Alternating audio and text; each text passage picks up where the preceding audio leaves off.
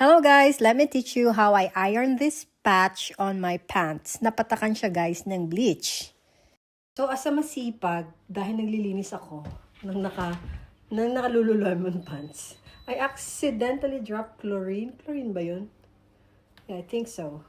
So as a bright kid, bumili ako ng mga patches to cover my pants that is connected to tennis. Pero hindi yan yung aking kinabit. Ito siya, guys.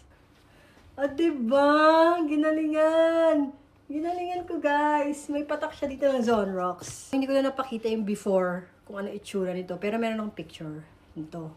So, ito na siya, guys. Tada! Ganito lang, guys, mag-iron. Well, pwede ko naman i-demo kung paano ko siya in-iron. Diba? Ganyan. So, nandyan yung pants, tapos ilalagay mo yung patch. For example, ito. Siyempre, tatanggalin mo siya sa plastic. So, kunyari, tinanggal ko na. Ganyan siya. Tapos, lagyan mo lang siya ng baking paper. Ganyan. Siyempre, tatanggalin ko siya, diba? Tapos, i-iron mo lang siya for 30 seconds. Ganyan. Ganon. Tapos, ayun na siya. Galing ko mag-demo, diba? Ganyan, guys. Lalong gumanda. O, diba? Ginalingan ko. Tada! May bago akong pants. Bagong dikit. Char. Diba ang galing? Sa Temu 2, by the way.